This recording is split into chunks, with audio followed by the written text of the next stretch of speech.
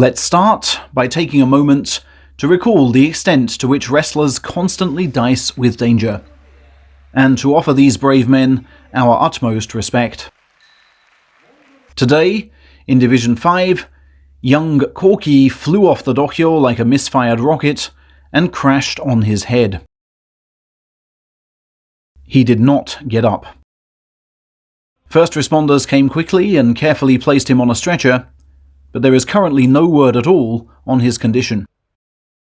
He is still just a kid. Please let him be okay. It is day 13, and it always brims with title action. Nakashima, coached by the ex-Musashimaru, took Division 6 before I arrived. You can, however, see his previous bout in the link above. Division 5 then saw Koto Oshu's 20-year-old student Kawamura tackle Asanoyama's colleague and huge Hanshin Tigers fan, Asa Hanshin.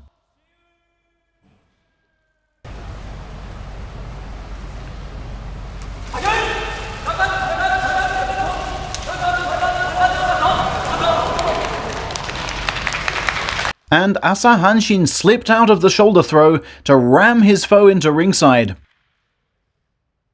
"It was good I could track his movements so well," Hanshin said. "True, my legs got slightly tangled at the end, but my spirit got me through. It was like opening night nerves, but I vowed to go forward on the attack, come what may."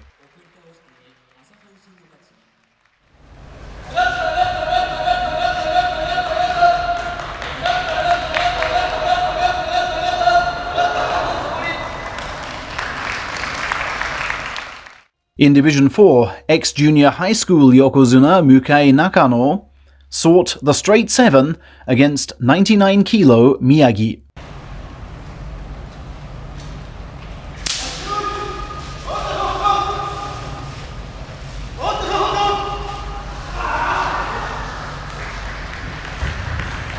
In went the right, in went the left, and up went Miyagi's despairing cry. "I won because I moved well and have trained well throughout," was Mukai Nakano's take.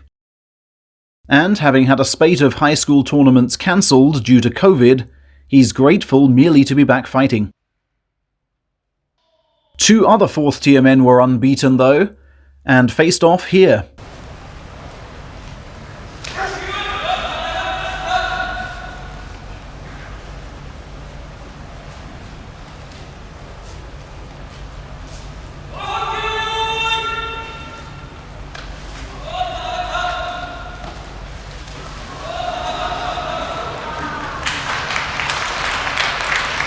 And Osanai, from the Takasago army of Unigrads, triumphed to set up a playoff with Mukai Nakano. A word of warning for him though, Mukai Nakano claims he will totally win that match. In Division 3 off-dohyo news, Kyokushuho has retired. He's been absent from day 1 this time, meaning this was indeed his last bout. His future plans should be disclosed at a press conference tomorrow. It seems he hasn't naturalized and cannot own elder stock. Back to the dohyo, and some of you who watched my Unigrad piece last month might be wondering, what about injured Nishikawa? Where is he now? I'll tell you where he is. Going for the 3rd division title.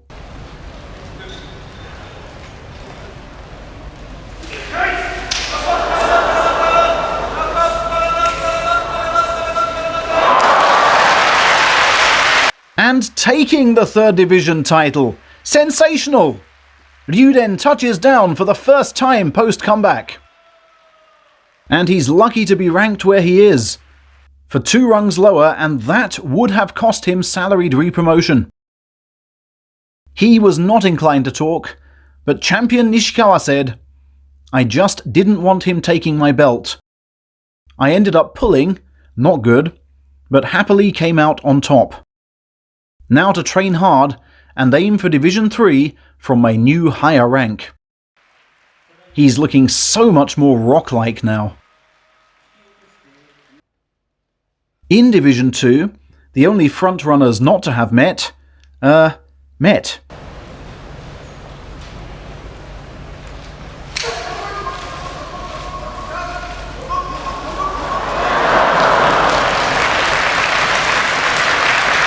And Kotoshoho failed to erase Yago from the title picture.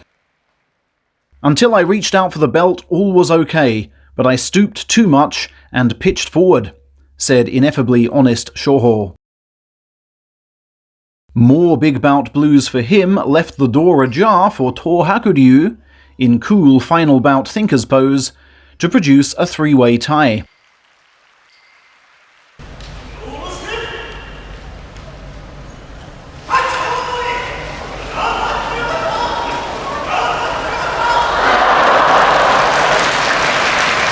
Which, in typical getaway fashion, he did.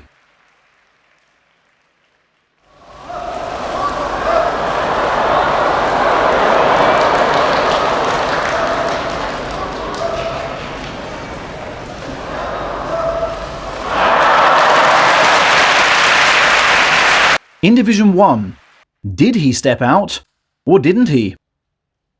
That's what Dohyo Sand is there to tell us, especially from this perfect angle.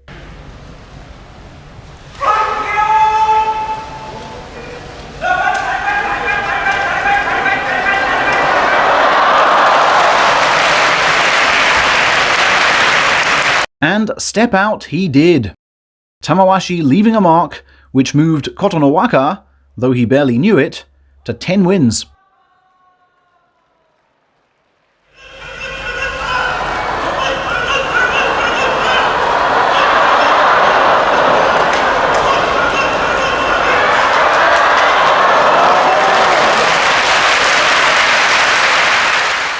Coming into today with 10, though, were Mitakeumi and Abi, now handed each other for the right to become Terunofuji's main title challenger.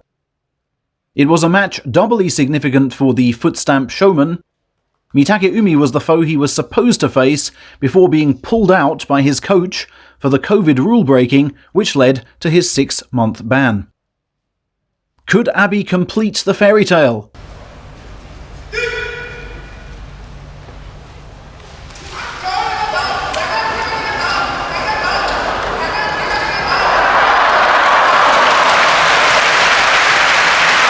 Not today, and Mitake took a giant stride towards Ozeki.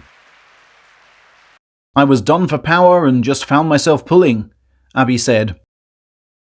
Mitakeumi did not speak, but Sumo chairman Hakkaku extolled his improved focus and mental strength, and called 11 wins from 13 splendid. Abi now turns his thoughts to Terunofuji, his opponent for tomorrow. Would he go into that match level, or a point behind?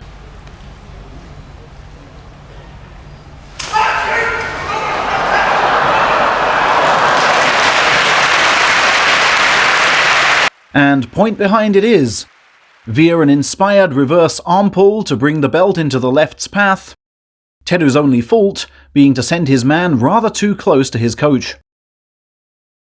Well, as I stressed at the start, both ring and ringside are dangerous places to be. Hats off to any man who continually survives both.